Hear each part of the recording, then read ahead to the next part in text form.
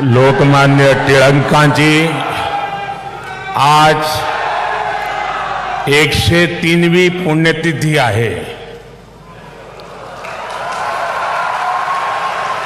देशाला अनेक महानायक देण्याच्या महाराष्ट्राच्या भूमीला मी कोटी कोटी वंदन करते.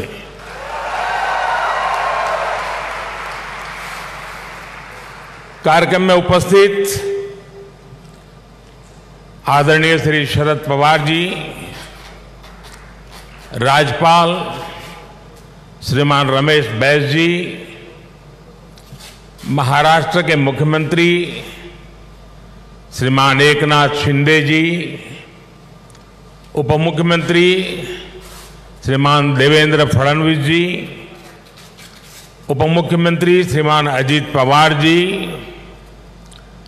ट्रस्ट के अध्यक्ष श्रीमान दीपक तिलक जी, पूर्व मुख्यमंत्री मेरे मित्र श्रीमान सुशील कुमार शिंदे जी, तिलक परिवार के सभी सम्मानित सदस्यगण एवं उपस्थित भाई और बहनों, आज का ये दिन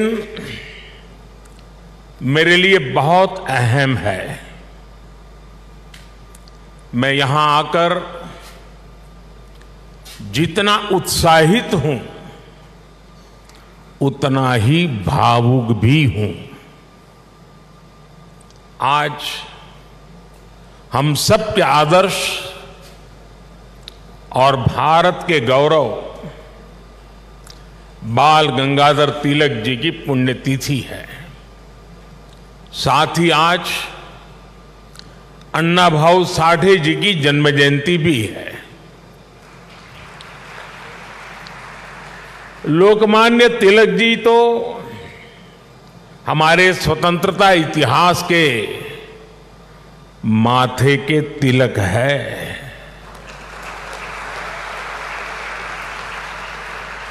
साथ ही अन्ना भाऊ ने भी समाज सुधार के लिए जो योगदान दिया वह अप्रतिम है, असाधारण है. मैं इन दोनों ही महापुरुषों के चरणों में श्रद्धापूर्वक नमन करता हूं. आज या महत्वाच्या दिवशी मला पुण्याच्या या पावन भूमीवर महाराष्ट्राच्या धर्तीवर येण्याची संधी मिळाली हे माझे भाग्य आहे.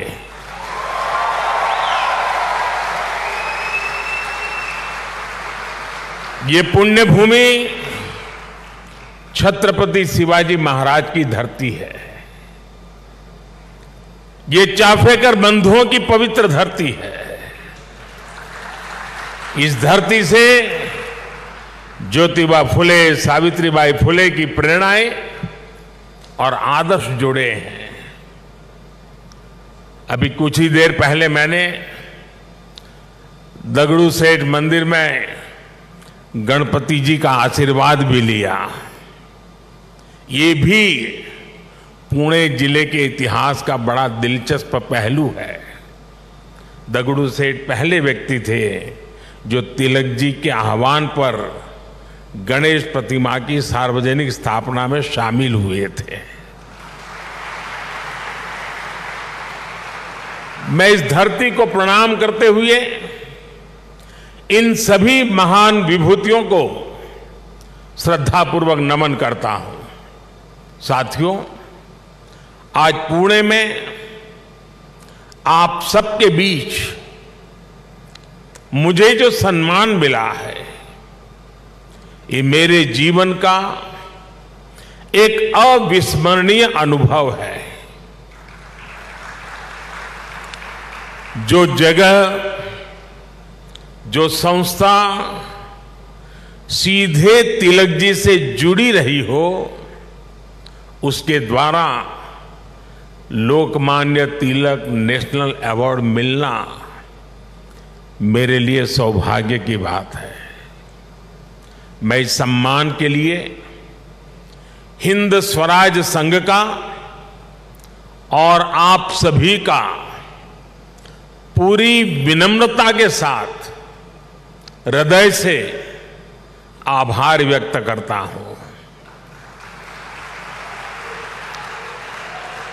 और मैं ये भी कहना चाहूंगा, अगर ऊपर ऊपर से थोड़ा नजर करें तो हमारे देश में काशी और पुणे दोनों की एक विशेष पहचान है। विद्वत्ता यहां पर चिरंजीव है, अमरत्व को प्राप्त हुई है।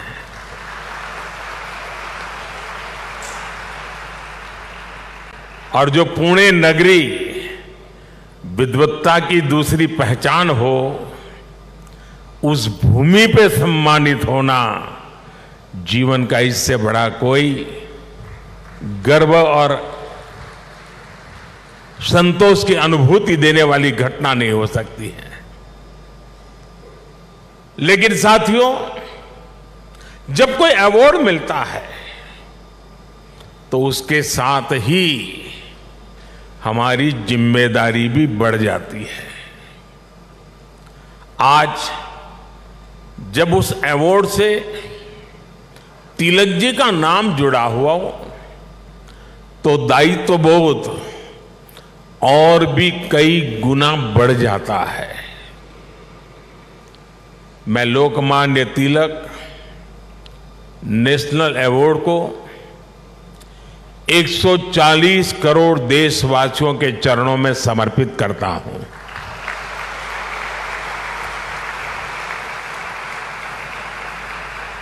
मैं देशवासियों को विश्वास भी दिलाता हूं कि उनकी सेवा में, उनकी आशाओं अपेक्षाओं की पूर्ति में कोई कोर कसर बाकी नहीं छोड़ूंगा।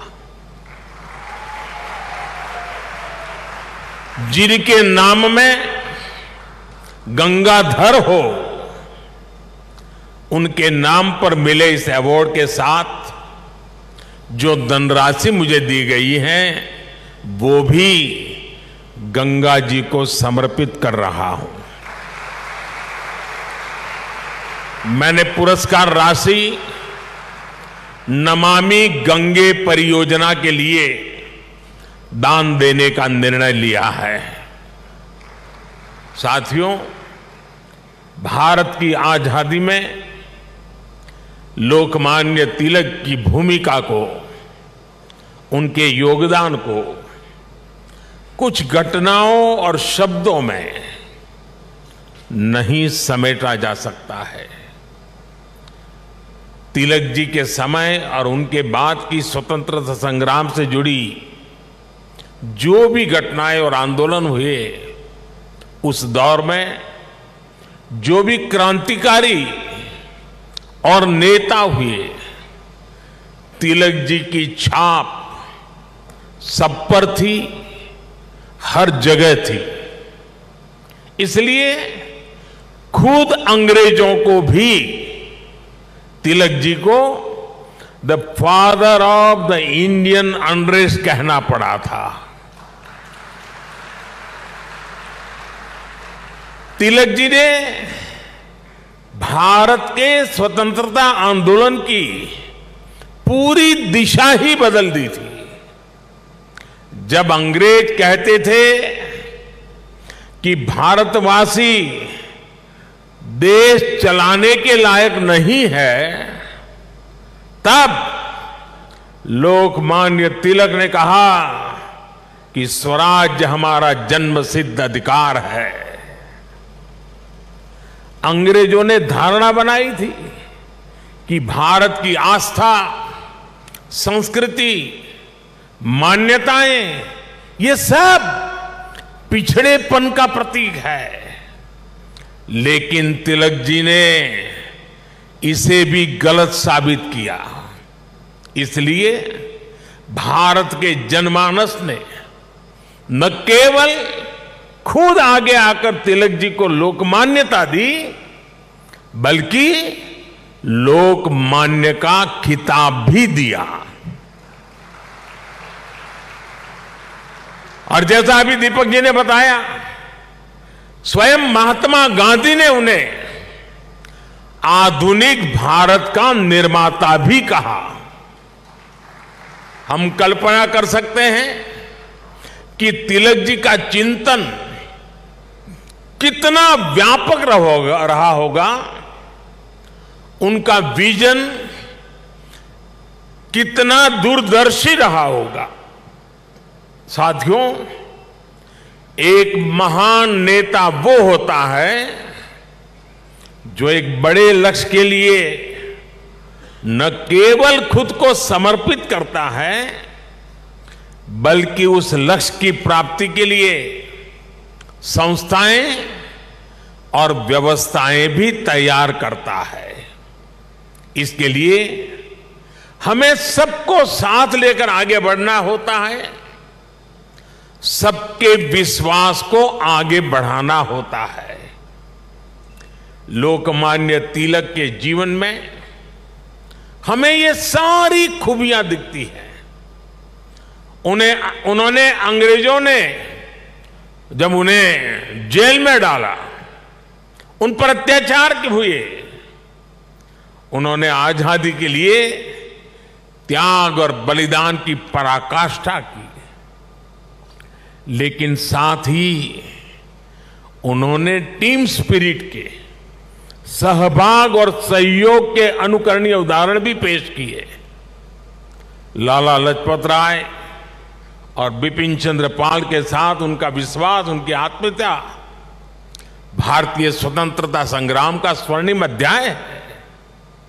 आज भी जब बात होती है तो लाल बाल पाल के तीनों नाम एक त्रिशक्ति के रूप में याद किए जाते हैं।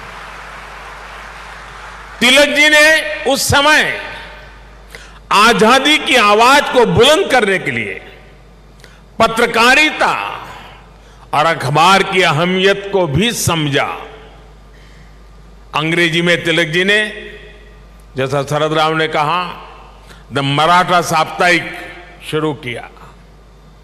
मराठी में गोपाल गणेश अगरकर और विष्णु शास्त्री चिपलुंकर जी के साथ मिलकर उन्होंने केसरी अखबार शुरू किया।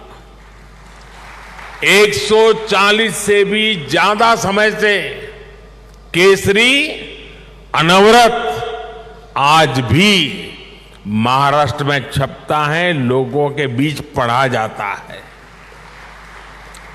ये इस बात का सबूत है कि तिलक जी ने कितनी मजबूत नींव पर संस्थाओं का निर्माण किया था। साथियों, संस्थाओं की तरह लोकमान्य तिलक ने परंपराओं को भी पोषित किया। उन्होंने समाज को जोड़ने के लिए सार्वजनिक गणपति महोत्सव की नींव डाली।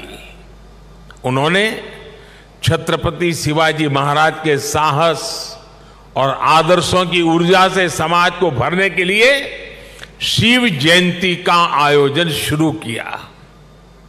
ये आयोजन भारत को सांस्कृतिक सूत्र में पिरोने के अभियान भी थे और इनमें पूर्ण स्वराज की संपूर्ण संकल्पना भी थी।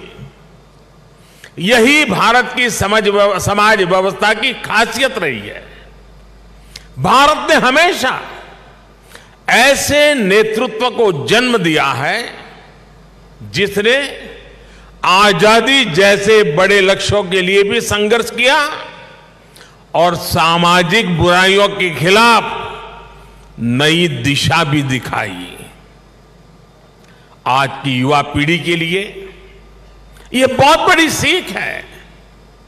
भाई और बहनों, लोकमान्य तिलक इस बात को भी जानते थे कि आजादी का आंदोलन हो या राष्ट्र निर्माण का मिशन, भविष्य की जिम्मेदारी हमेशा युवाओं के कंधों पर होती है। वो भारत के भविष्य के लिए शिक्षित और सक्षम युवाओं का निर्माण चाहते थे। लोकमान्य में युवाओं की प्रतिभा पहचानने की जो दिव्य दृष्टि थी, इसका एक उदाहरण हमें वीर सावरकर से जुड़े घटनाक्रम में मिलता है।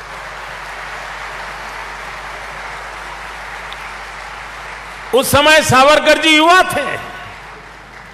तिलक जी ने उनकी क्षमता को पहचाना।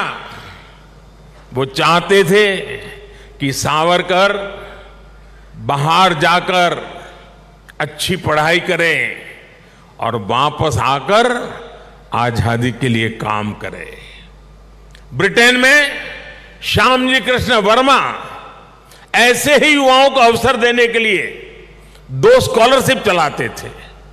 एक स्कॉलरशिप का नाम था छत्रपति शिवाजी स्कॉलरशिप और दूसरी स्कॉलरशिप का नाम था महाराणा प्रताप स्कॉलरशिप। वीर सावरकर के लिए तिलक जी ने श्यामजी कृष्ण वर्मा से सिफारिश की थी। इसका लाभ लेकर वो लंदन में बैरिस्टर बन सके। ऐसे कितने ही युवाओं को तिलक जी ने तैयार किया। पुणे में new English school, Deccan education society और फर्ग्यूसन कॉलेज जैसे संस्थानों, उसकी स्थापना उनके इसी विजन का हिस्सा है। इन संस्थाओं से ऐसे कितने ही युवा निकले जिन्होंने तिलक जी के मिशन को आगे बढ़ाया, राष्ट्र निर्माण में अपनी भूमिका निभाई। व्यवस्था निर्माण से संस्था निर्माण, संस्था निर्माण से व्यक्ति निर्माण और व्यक्ति निर्माण से राष्ट्र निर्माण, ये विजन राष्ट्र के भविष्य के लिए रोड मैप की तरह होता है। इसी रोड मैप को आज देश प्रभावी ढंग से फॉलो कर रहा है। साथियों, वैसे तो तिलक जी पूरे भारत के लोकमान्य नेता है, लेकिन जैसे पुणे और महाराष्ट्र के लोगों के लिए उनका एक अलग स्थान है, वैसा ही रिश्ता गुजरात के लोगों का भी उनके साथ है। मैं आज इस विशेष अवसर पर मैं उन बातों को भी याद कर रहा हूं। स्वतंत्रता संग्राम के समय वो करीब 1.5 महीने अहमदाबाद साबरमती जेल में रहे थे।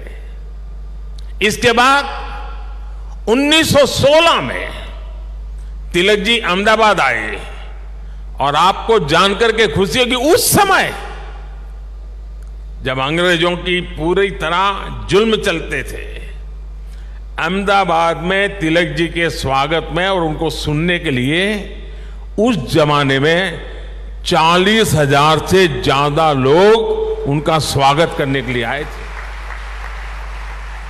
और खुशी की बात यह है कि उनको सुनने के लिए उस समय ऑडियंस में सरदार वल्लभ भाई पटेल भी थे।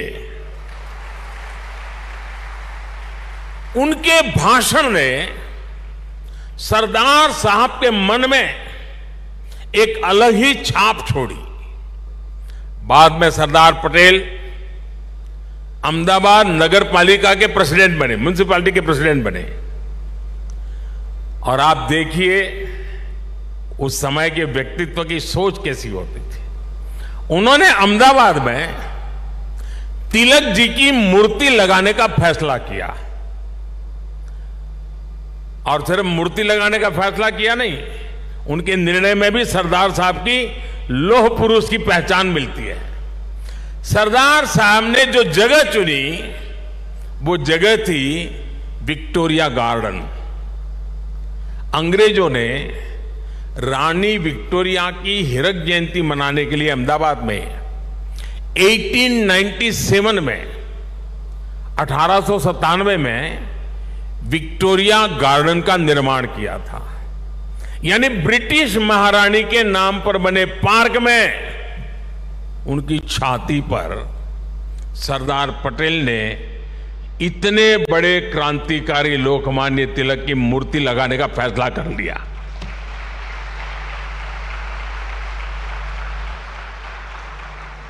और उस समय सरदार साहब पर इसके खिलाफ कितना ही दबाव पड़ा, उन्हें रोकने की कोशिश हुई, लेकिन सरदार तो सरदार थे। सरदार ने कह दिया वो अपना पद छोड़ देना पसंद करेंगे, लेकिन मूर्ति तो वहीं पर लगेगी। और वो मूर्ति बनी और 1929 में उसका लोकार्पण महात्मा गांधी ने किया। अहमदाबाद में रहते हुए मुझे कितनी ही बार उस पवित्र स्थान पर जाने का मौका मिला है और तिलक जी की प्रतिमा के सामने सर झुकाने का अवसर मिला है। वो एक अद्भुत मूर्ति है जिसमें तिलक जी विश्राम मुद्रा में बैठे हुए हैं। ऐसा लगता है जैसे वो स्वतंत्र भारत के उज्जवल भविष्य की ओर देख रहे हैं। आप कल्पना करिए, गुलामी के दौर में भी सरदार साहब ने अपने देश के सपूत के सम्मान में पूरी अंग्रेजी हुकूमत को चुनौती दे दी थी।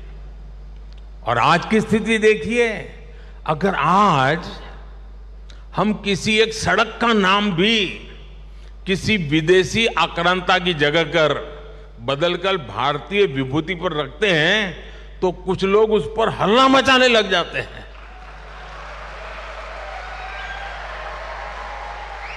उनकी नींद खराब हो जाती है।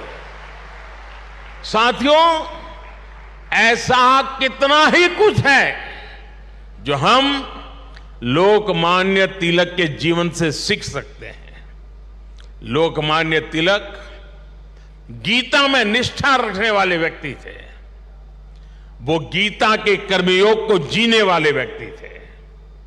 अंग्रेजों ने उन्हें रोकने के लिए उन्हें भारत के दूर पूरब में मांडले की जेल में डाल दिया, लेकिन वहां भी तिलक जी ने गीता का अपना अध्ययन जारी रखा। उन्होंने देश को हर चुनौती से पार पाने के लिए गीता रहस्य के जरिए कर्मयोग की सहज समझ दी, कर्म की ताकत से परिचित करवाया। साथियों, बाल गंगाधर तिलक जी के व्यक्तित्व के एक और पहलू की तरफ मैं आज देश के युवा पीढ़ी का ध्यान आकर्षित करना चाहता हूं। तिलक जी की एक बड़ी विशेषता थी कि वो लोगों को खुद पर विश्वास करने के बड़े आग्रही थे और करना सिखाते थे। वो उन्हें आत्मविश्वास से भर देते थे। पिछली शताब्दी में जब लोगों के मन में ये बात बैठ गई थी कि भारत गुलामी की बेड़ियां नहीं तोड़ सकता, तिलक जी ने लोगों को आजादी का विश्वास दिया। उन्हें हमारे इतिहास पर विश्वास था, उन्हें हमारी संस्कृति पर विश्वास था, उन्हें अपने लोगों पर विश्वास था, उन्हें हमारे श्रमिकों उद्यमियों पर विश्वास था, उन्हें भारत के सामर्थ्य पर विश्वास था। भारत की बात आते ही कहा जाता था यहां के लोग ऐसे ही हैं, हमारा कुछ नहीं हो सकता।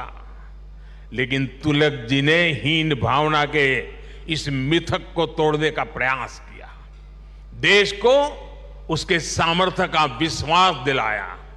साथियों, अविश्वास के वातावरण में देश का विकास संभव नहीं होता।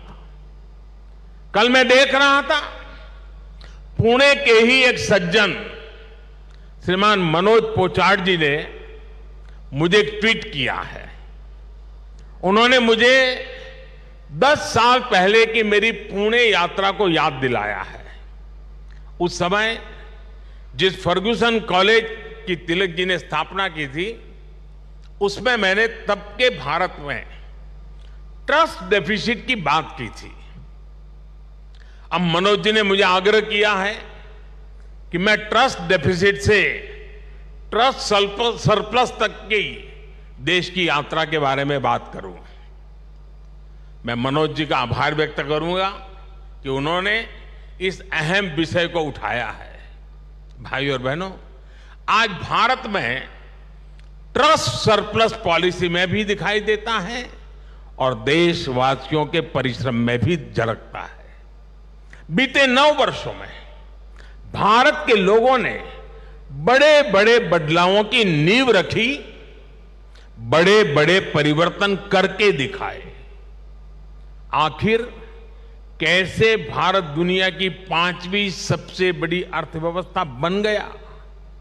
ये भारत के लोग ही हैं जिन्होंने ये करके दिखाया। आज देश हर क्षेत्र में अपने आप पर भरोसा कर रहा है और अपने नागरिकों पर भी भरोसा कर रहा है।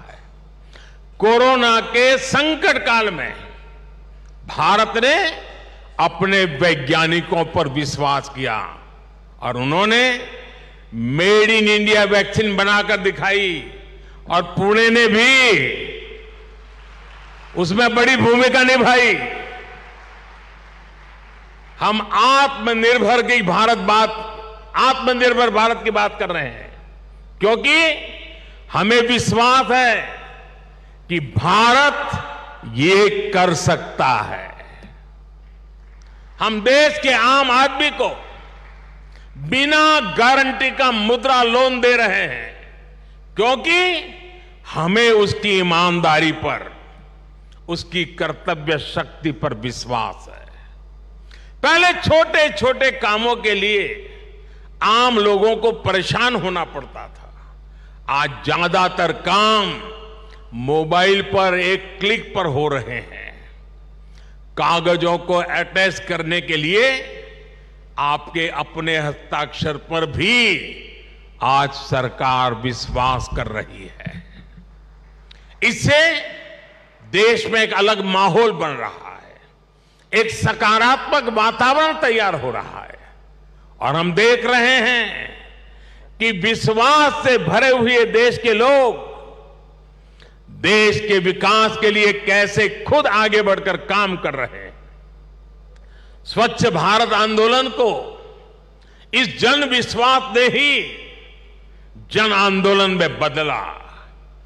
बेटी बचाओ बेटी पढ़ाओ अभियान को इस जन विश्वास ने ही जन आंदोलन में बदला।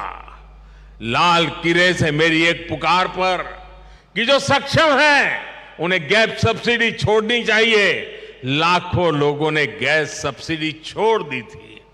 कुछ समय पहले ही कई देशों का एक सर्वे हुआ था। इस सर्वे में सामने आया कि जिस देश के नागरिकों को अपनी सरकार में सबसे ज्यादा विश्वास है, उस सर्वे ने बताया उस देश का नाम भारत है।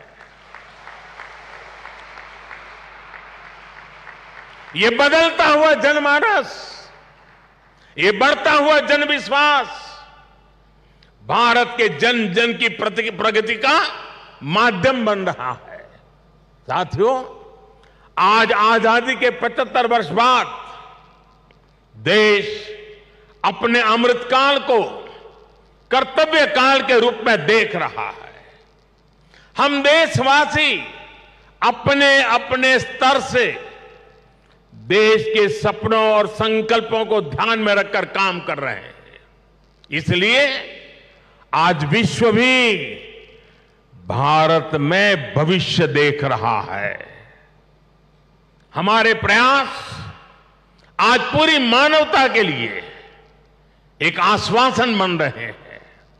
मैं मानता हूं कि लोकमान्य आज जहां भी उनकी आत्मा होगी वो हमें देख रहे हैं, हम पर अपना आशीर्वाद बरसा रहे हैं। उनके आशीर्वाद से, उनके विचारों की ताकत से हम एक सशक्त और समृद्ध भारत के अपने सपने को जरूर साकार करेंगे। मुझे विश्वास है हिंद स्वराज संघ तिलक के आदर्शों से जन जन को जोड़ने में इसी प्रकार आगे आकर के अहम भूमिका निभाता रहेगा। मैं एक बार फिर इस सम्मान के लिए आप सभी का आभार प्रकट करता हूं। इस धरती को प्रणाम करते हुए, इस विचार को आगे बढ़ाने में जुड़े हुए सबको प्रणाम करते हुए मैं मेरी वाणी को विराम देता हूं। आप सबका बहुत बहुत धन्यवाद।